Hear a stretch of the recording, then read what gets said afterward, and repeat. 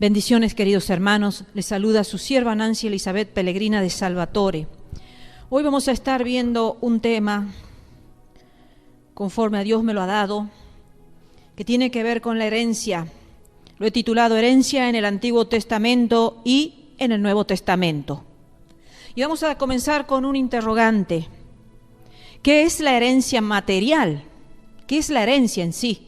Pero nos vamos a remitir a la parte material. Y sin diccionarios, hermanos, sencillamente hablando, es una posesión de algo material que se deja como regalo a uno o a unos herederos.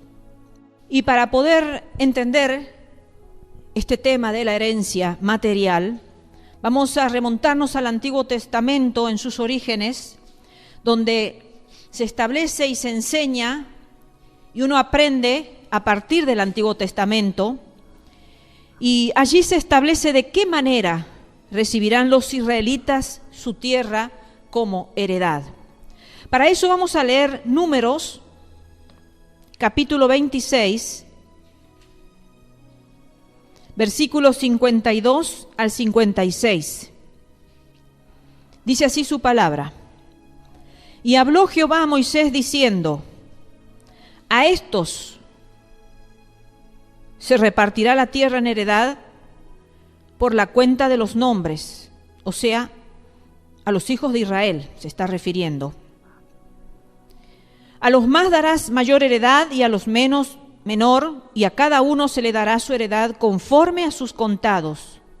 Pero la tierra será repartida por suerte, y por los nombres de las tribus de sus padres heredarán. Conforme a la suerte será repartida su heredad entre el grande y el pequeño.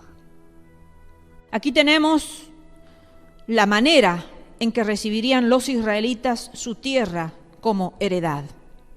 Ahora vamos a Números capítulo 27 y vamos a ver la situación de las mujeres con respecto a la heredad. Desde el versículo 8 al 11. Y dice así: Y a los hijos de Israel hablarás diciendo: Cuando alguno muriere sin hijos, traspasaréis su herencia a su hija. Si no tuviere hija, daréis su herencia a sus hermanos. Y si no tuviere hermanos, daréis su herencia a los hermanos de su padre. Y si su padre no tuviere hermanos, daréis su herencia a su pariente más cercano de su linaje, y de éste será. Y para los hijos de Israel esto será por estatuto de derecho, como Jehová mandó a Moisés. También, hermanos, podemos leer Números capítulo 36, donde hay una lectura, una historia específica de un hombre primogénito de las familias de Israel, Zelofejad. Y dice así el versículo 1: Llegaron los príncipes de los padres de la familia de Galaad, hijo de Maquir, hijo de Manasés, de las familias de los hijos de José, y hablaron delante de Moisés y de los príncipes jefes de las casas paternas de los hijos de Israel. Y dijeron: Jehová mandó a mi señor que por sorteo diese la tierra a los hijos de Israel en posesión. También ha mandado Jehová a mi señor que dé la posesión de Zelofead, nuestro hermano, a sus hijas, y si ellas se casaren con alguno de los hijos de la tribu de los hijos de Israel, la herencia de ellas será quitada así de la herencia de nuestros padres, y será añadida a la herencia de la tribu a que se unan, y será quitada de la porción de nuestra heredad. Y luego sigue contando la historia, tú lo puedes leer a todo el capítulo, donde específicamente se ve que las hijas no heredaban posesión alguna, solo en caso de que el padre no tuviera hijo varón, ellas heredaban. Pero en el caso de ya que decidieran casarse, su herencia pasaba al esposo. Por eso era importante casarse con miembros de la misma tribu, para que la herencia quedara en la tribu, porque si ellas se casaban fuera de la tribu, esa herencia era quitada de la tribu de su padre y pasada a otra tribu donde estaban los esposos. Entonces esa era la situación y la condición de las mujeres en esta época. Entonces vamos viendo cómo se muestra la situación de las mujeres en el contexto de la herencia. Y ya en Deuteronomio, avancemos en el capítulo 21, versículo 15 al 17. Si un hombre tuviere dos mujeres, la una amada y la otra aborrecida, y la amada y la aborrecida le hubieren dado hijos, y el hijo primogénito fuere de la aborrecida, en el día que hiciere heredar a sus hijos lo que tuviere, no podrá dar el derecho de primogenitura al hijo de la amada, con preferencia al hijo de la aborrecida, que es el primogénito. Mas al hijo de la aborrecida reconocerá como primogénito para darle el doble de lo que correspondiere a cada uno de los demás, porque él es el principio de su vigor y suyo es el derecho de la primogenitura. Vemos cómo se estaba estableciendo el principio de la herencia. El hijo primogénito recibiría el doble. Vemos, hermanos queridos, que nuestro Dios quería darle a Israel heredad para que allí se multipliquen y allí se establezcan. Vamos a Números, retrocediendo nuevamente, capítulo 34. Vamos a hacer un poquito de lectura para poder ir entendiendo un tema muy importante y lo van a descubrir ustedes por qué. Y Jehová habló a Moisés diciendo: manda a los hijos de Israel y diles: cuando hayáis entrado en la tierra de Canaán, esto es, la tierra que os ha de caer en herencia, la tierra de Canaán, según sus límites. Aquí vemos, queridos, que sus posesiones serían dentro de los límites de Canaán. Estamos viendo que el Señor está dando una orden que debía tenérsela muy en cuenta. O sea que ellos no podían tomar la extensión de tierra que ellos quisieran, sino según los límites fijados. Si tú quieres leer todo el capítulo, allí está establecido los límites de cada tribu, de dónde se establecerían hasta dónde. Y no podían pasarse, ni tampoco podían tomar menos ni más. En Deuteronomio capítulo 27 también podemos ampliar un poquitito este concepto. Deuteronomio capítulo 27, 17, dice: maldito el que redujere el límite de su prójimo. Y dirá todo el pueblo: amén. O sea que hasta había una maldición de por medio a todos aquellos que redujeren el límite de su prójimo. Y Deuteronomio capítulo 19, versículo 14 dice: en la heredad que poseas en la tierra que Jehová tu Dios te da, no reducirás los límites de la propiedad de tu prójimo, que fijaron los antiguos. O sea, como se fijó al principio, como Dios le mandó a Moisés que estableciera a esta nación, así debía ser respetado por el paso de los años y por el paso de las generaciones que venían a posterior. Y vamos a leer Números capítulo 35, versículo 1 y 2. Su palabra dice así: habló Jehová a Moisés en los campos de Moab, junto al Jordán, frente a Jericó, diciendo: manda a los hijos de Israel que den a los levitas de la posesión de su heredad ciudades en que habiten. También daréis a los levitas los ejidos, o sea, los campos, de esas ciudades alrededor de ellas. O sea que también estaba determinada cuál iba a ser la posición de los levitas que llevaban a cabo el sacerdocio. Vemos cómo está estructurándose en cada uno y conforme a su servicio, conforme a su posición, ellos tendrían lo que Dios había determinado. Incluso aquí ellos tendrían sus ciudades y sus campos también, la tribu de Leví, una tribu sacerdotal. Y vamos a Números capítulo 35, versículo 9 al 11. Dice: habló Jehová a Moisés diciendo: habla a los hijos de Israel y diles: Cuando hayáis pasado al otro lado del Jordán, a la tierra de Canaán, os señalaréis ciudades, ciudades de refugio. Tendréis donde huya el homicida que hiriere a alguno de muerte sin intención. Vamos al versículo 15. Estas 6 ciudades serán de refugio para los hijos de Israel y para el extranjero y el que more entre ellos, para que huya allá cualquiera que hiriere de muerte a otro sin intención. Inclusive estamos viendo, queridos hermanos, que también había un lugar para los homicidas sin intención y un lugar de refugio también para el extranjero. Cada uno tendría donde poder habitar tranquilo. Los que habían matado a otra persona sin intención alguna por accidente, también tendrían que huir a esa ciudad de refugio, porque obviamente el agraviado buscaría en algún momento venganza. En ese tiempo recordemos que era ojo por ojo. Tenían el derecho y podían darle la muerte al agresor, aunque fuera sin intención. Entonces por eso se le daba un lugar donde estarían resguardados para que el agresor no viniera, el vengativo, digamos, el vengador viniera y tomara cuenta de la muerte de su familiar a quien él había matado.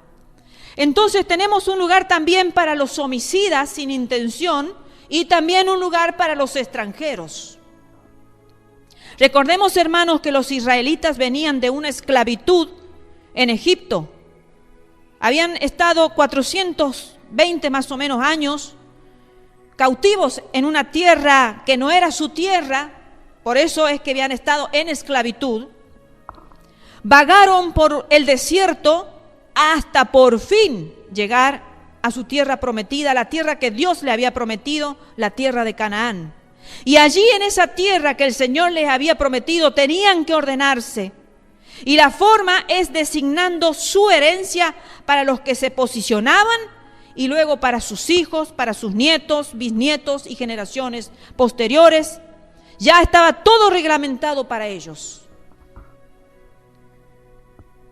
Tenían que acostumbrarse a vivir bajo el orden y bajo los estatutos y bajo los mandamientos que Dios le había establecido para cada tribu. Cada tribu tendría su lugar, su heredad. Y tenía que ser respetada. Por eso dice maldito, hasta una maldición había. Aquel que intentara o que quisiera reducir a su prójimo un poco del terreno que estaba establecido, que le había tocado por suerte. Y si nos remontamos a nuestro padre en la fe, Abraham, que me gustaría remontarme a él, pero antes de ver el tema de la herencia en Abraham, nos preguntamos, ¿por qué decimos a nuestro padre en la fe, Abraham? Y para eso vamos a Gálatas, porque estos temas, queridos hermanos, deben ser entendidos bajo la luz de su palabra. Y aquí tenemos la respuesta. Gálatas capítulo 3, vamos a leer versículo 1 al 7. Porque quizás muchos que escuchan nuestra predicación se preguntarán, ¿por qué nosotros le podemos llamar también padre en la fe a Abraham? Si no somos judíos, si no somos hebreos, si somos un pueblo gentil, a pesar de que el Señor nos insertó en el olivo verdadero. Pero aún así hay una explicación y la palabra te lo va a dar. Dice así su palabra, el apóstol Pablo está escribiendo, dice, oh Gálatas insensatos, ¿quién os fascinó para no obedecer a la verdad? A vosotros ante cuyos ojos Jesucristo fue ya presentado claramente entre vosotros como crucificado. Esto solo quiero saber de vosotros, ¿recibisteis el Espíritu por las obras de la ley o por oír con fe? ¿Tan necios sois? Habiendo comenzado por el Espíritu, ¿ahora vais a acabar por la carne? ¿Tantas cosas habéis padecido en vano? Si es que realmente fue en vano. Aquel pues que os suministra el Espíritu y hace maravillas entre vosotros, ¿lo hace por las obras de la ley o por oír con fe? Así Abraham creyó a Dios y le fue contado por justicia. Sabed, por tanto, que los que son de fe, estos son hijos de Abraham. Y ahí está la respuesta, hermanos. ¿Por qué decimos que nosotros nos vamos a remontar a nuestro padre en la fe, Abraham? Porque nosotros hemos creído por fe. Y aquí dice que Abraham creyó a Dios y que le fue contado por justicia, y que todos los que son de la fe, estos son hijos de Abraham. Por lo tanto, hermanos, por más que seamos gentiles, por más que seamos una nación que no pertenezcamos a ninguna tribu de Israel, por más que no seamos judíos, por la fe nos acreditamos como hijos de Abraham por la fe. Y podemos llamarnos hijos de Abraham. Entonces, hermanos, si nos remontamos a nuestro padre en la fe, vemos que él tuvo que perder su herencia paterna en una tierra pagana, Ur de los Caldeos, e ir a una mejor que Dios le estaba prometiendo cuando lo sacó de su tierra y de su parentela. Tú, si quieres, puedes leer Génesis capítulo 12, versículo 1, o puedes leer Génesis capítulo 12, versículo 5 al 7. Porque, hermanos, las herencias paganas no tienen ningún valor en nuestra vida. Y esa es la herencia que Abraham tenía de su padre Taré. Una herencia pagana en una tierra pagana, que aunque eran posiciones materiales, estaban contaminadas. Vemos que Dios promete darle la tierra a su descendencia. Y recién con los hijos de Jacob, queridos hermanos, recién la reciben. Leamos Génesis capítulo 15, versículo 13. Entonces Jehová dijo a Abraham: ten por cierto que tu descendencia morará en tierra ajena y será esclavizada allí en Egipto, hermanos. Recordemos que recién hemos dicho que estuvo 420 años Israel esclavizada en Egipto. Y será esclavizada allí y será oprimida 400 años. El Señor lo estaba sacando de la tierra pagana, y el Señor le estaba anunciando que su descendencia moraría en una tierra ajena y que allí sería esclavizada. Y aquí se da el inicio a la promesa, queridos hermanos. Todo eso albergaba Abraham en su corazón. Promete Dios darle la tierra a su descendencia. Y podemos entender que recién con los hijos de Jacob, con los 12 hijos de Jacob, con las 12 tribus, recién pudieron ellos posicionarse, recién pudieron establecerse, recién pudieron cada tribu tener por herencia su heredad. La que Dios le había prometido a Abraham, el patriarca de la fe, que avanzó sin entender muchas cosas, que avanzó quizás con muchos pensamientos en su mente y en su corazón, pero tenía fe, que era lo que lo movilizaba, tenía fe, que era lo que lo hacía avanzar. Se podía haber vuelto atrás cuando Dios le estaba diciendo: pero tu generación va a ser esclavizada por 420 años. Podría haberse vuelto atrás y podría haber dicho: ah, no, Dios, yo me vuelvo a lo seguro, a lo que yo tenía antes de haber escuchado tu voz y de tu promesa. Prefiero irme a lo seguro y no a lo incierto. Tú me estás hablando algo que yo no entiendo. Tú me estás prometiendo algo que no conozco. Pero sin embargo, Abraham avanzó porque aprendió a creer y a confiar por la fe en ese Dios que le había prometido una tierra para su descendencia.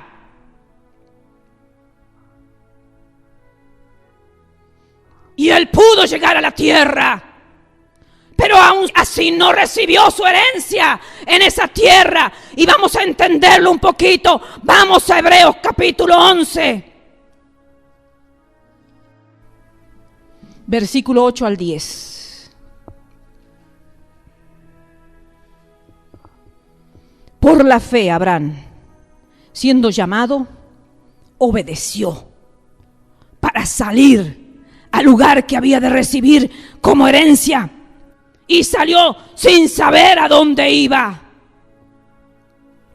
Por la fe habitó como extranjero en la tierra prometida, como en tierra ajena, morando en tiendas con Isaac y Jacob, coherederos de la misma promesa, porque esperaba la ciudad que tiene fundamentos, cuyo arquitecto y constructor es Dios. Versículo 13 al 16. Conforme a la fe murieron todos. Hay un listado grande en este capítulo 11 de Hebreos. Conforme a la fe murieron todos estos sin haber recibido lo prometido, sino mirándolo de lejos y creyéndolo y saludándolo y confesando que eran extranjeros y peregrinos sobre la tierra. Porque los que esto dicen claramente dan a entender que buscan una patria. Pues si hubiesen estado pensando en aquella de donde salieron, ciertamente tenían tiempo de volver. Pero anhelaban una mejor. Esto es celestial, por lo cual Dios no se avergüenza de llamarse Dios de ellos, porque le has preparado una ciudad. Por la fe, Abraham, cuando fue probado, ofreció a Isaac. Y el que había recibido las promesas ofrecía a su unigénito. Queridos hermanos, dice que Dios no se avergüenza de llamarse Dios de ellos. ¿Será que ese mismo pensamiento Dios tiene de nuestras vidas? ¿Cómo está nuestro corazón delante de Dios? ¿En qué lo hemos puesto a nuestro corazón para que Dios no se avergüence de nuestros corazones? ¿O es que si no tenemos una herencia material acá en esta tierra, no podemos vivir felices? Como vivía, dice aquí, como extranjero, peregrino. Ellos dicen que eran como mirándolo de lejos. Dice, sin haber recibido lo prometido. Como si lo estuvieran de lejos mirando, creyendo y saludándolo. Pero a la vez confesando que eran extranjeros y que eran peregrinos sobre la tierra, hermanos. ¿Quiénes son los extranjeros y quiénes son los peregrinos? Son aquellos que tienen otra tierra, no la que están pisando en el momento.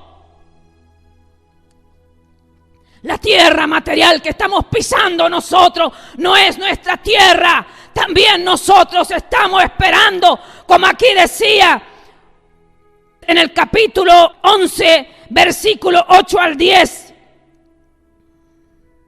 que Abraham estaba esperando una ciudad que tiene fundamentos, pero cuyo arquitecto y constructor no es un hombre, no es un arquitecto de la tierra, sino que es Dios.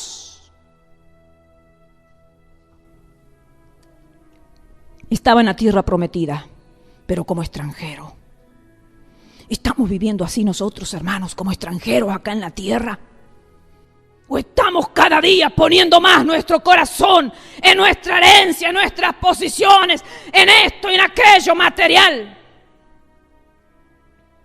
Pero, hermanos, ya hemos visto más o menos el contexto en el Antiguo Testamento y por qué Dios era necesario que establezca a esta nación que venía de una cautividad. Tenían que habitar sin pelearse, sin destruirse entre tribus. Tenía que haber un orden, se tenían que multiplicar, pero tenían que vivir en paz. Entonces se le tuvo que dar su herencia para que vivan y para que se multipliquen en esa tierra. Ahora, fijémonos bien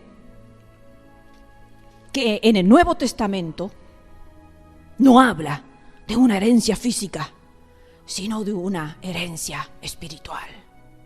O por lo menos el peso le pone en lo espiritual, hermanos. Para eso vamos a Lucas, capítulo 12.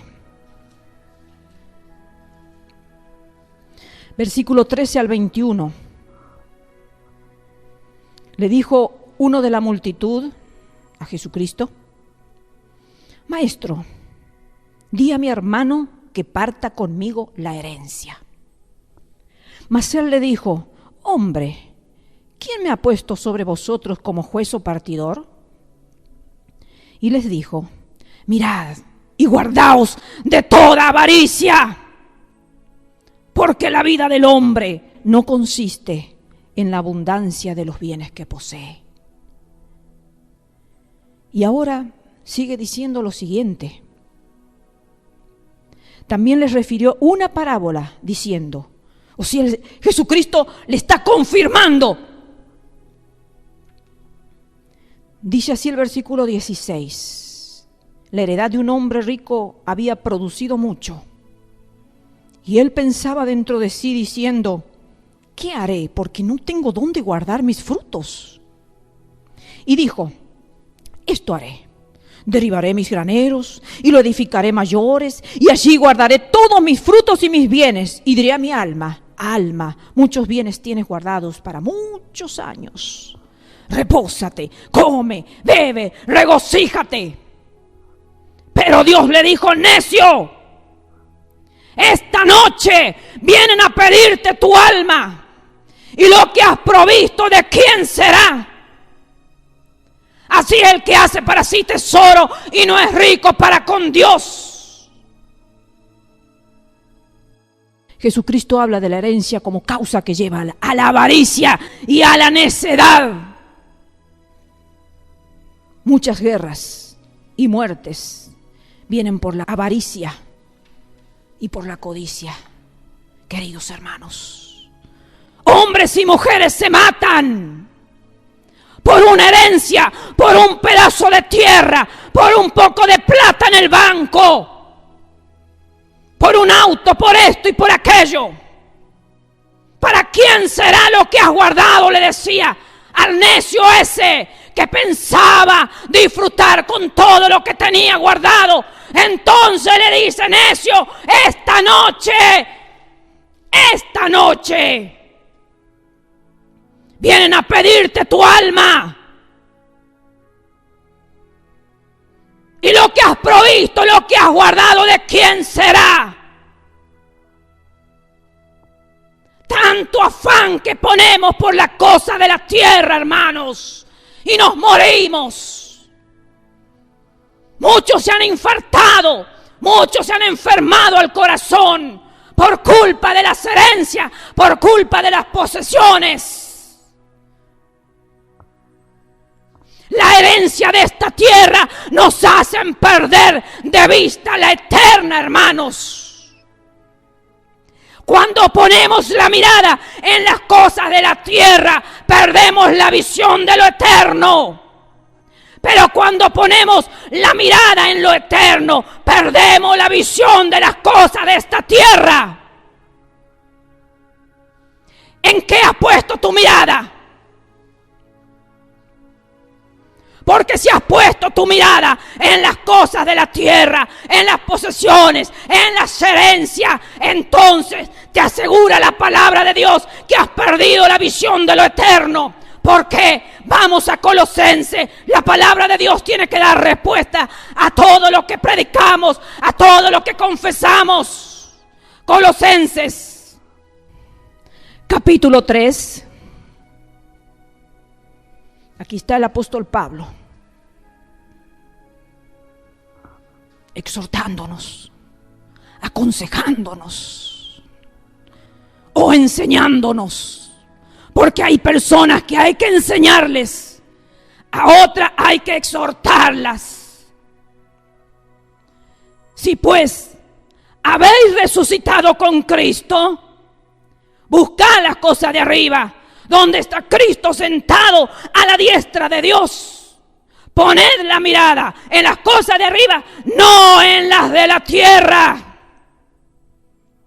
Hermano, ¿has resucitado con Cristo? Porque si no has resucitado con Cristo, puedes seguir poniendo tu mirada en las cosas de la tierra. Pero si has resucitado con Cristo, dice el apóstol Pablo, busca las cosas de arriba, donde está Cristo sentado a la diestra de quién, del todopoderoso Dios, Elohim, creador y sustentador de todas las cosas, hermanos. Y hay un imperativo: poned la mira en las cosas de arriba, no en las de la tierra. 1 Corintios, capítulo 2,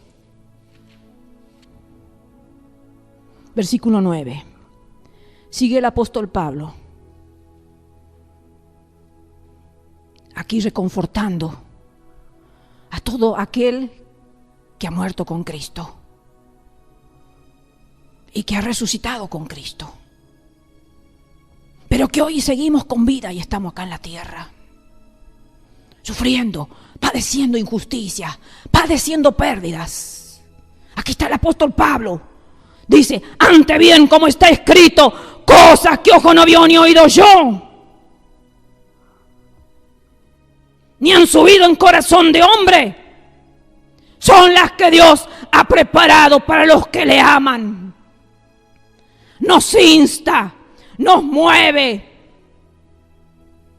nos da esperanza, hermanos, que hay cosas mejores, que no son las que podemos todos los días mirar con nuestros ojos naturales.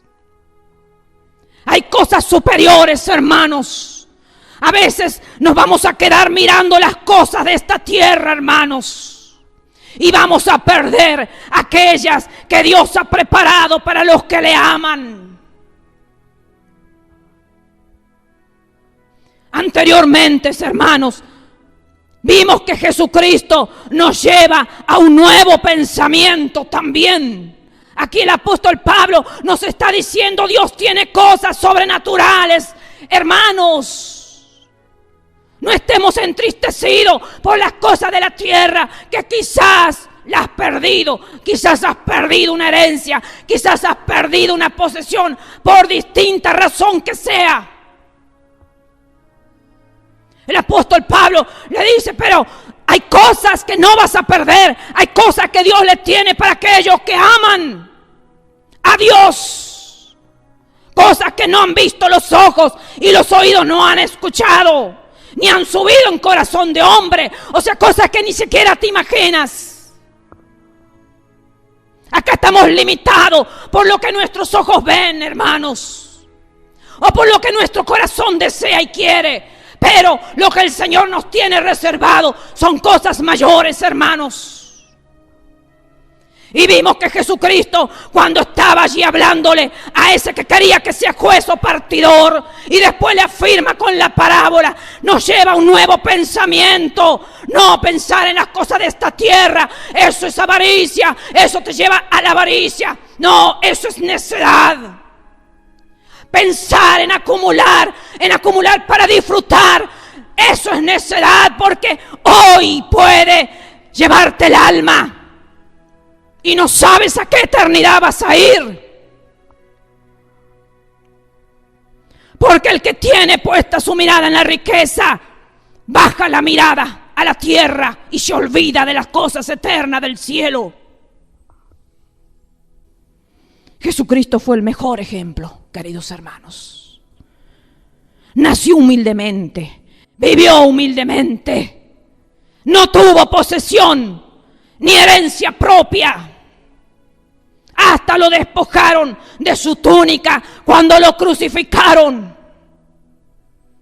Muchas veces no tuvo donde recostar su cabeza, pero la herencia que nos dejó fue el ejemplo de su vida santa y en obediencia a su Padre Celestial.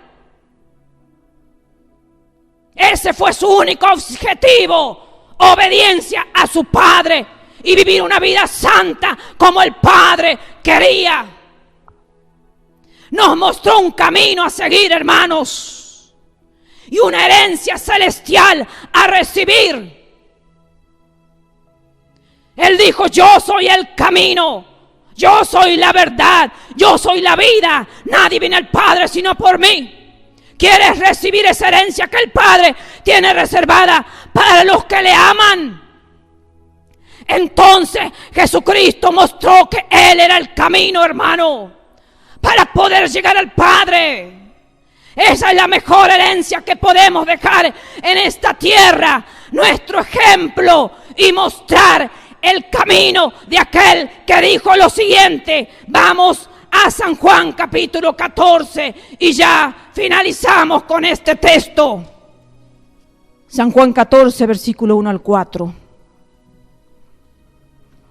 No se turbe vuestro corazón. ¿Creéis en Dios? Creed también en mí. En la casa de mi Padre muchas moradas hay. Si así no fuera, yo os lo hubiera dicho. Voy pues a preparar lugar para vosotros. Y si me fuere y os preparare lugar, vendré otra vez y os tomaré a mí mismo, para que donde yo estoy, vosotros también estéis. Y sabéis a dónde voy y sabéis el camino.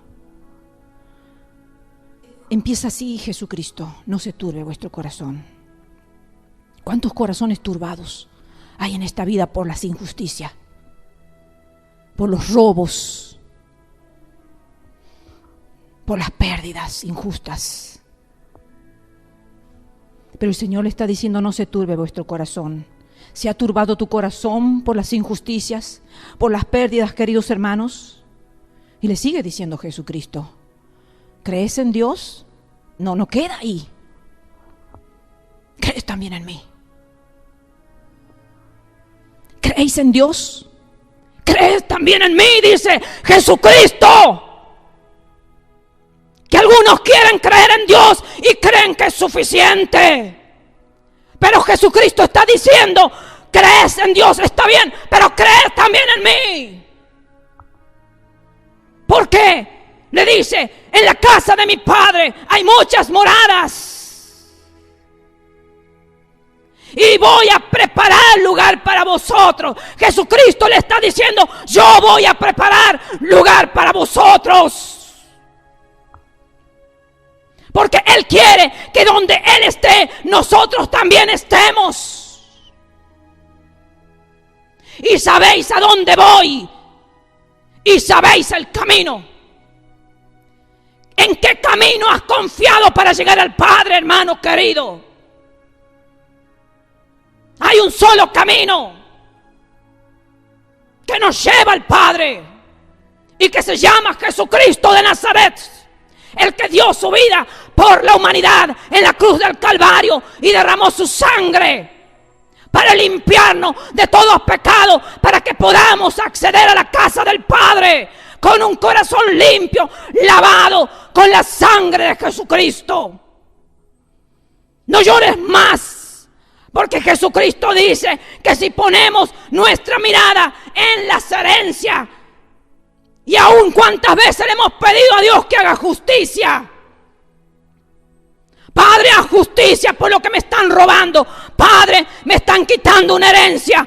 Padre, me están esto y aquello. Y el Señor me dice: pero yo no he sido puesto por juez o repartidor. Nos está haciendo reflexionar, queridos hermanos, que Él ha venido a traer una salvación para que miremos otras cosas nuevas que las que había en el Antiguo Testamento, hermanos. Cosas nuevas que ojo no vio, ni oído escuchó, ni han subido en corazón de hombre. En esas cosas pon tu mirada, pon tu atención, pon toda tu esperanza y toda tu fe, apóyala en esa ciudad cuyo arquitecto es Dios. Queridos hermanos, ojalá que Dios pueda transformar tu mente para que dejes de tener esa mente que te va a llevar a la perdición. Una mente que te va a llevar a la avaricia, que te va a llevar a la necedad de corazón.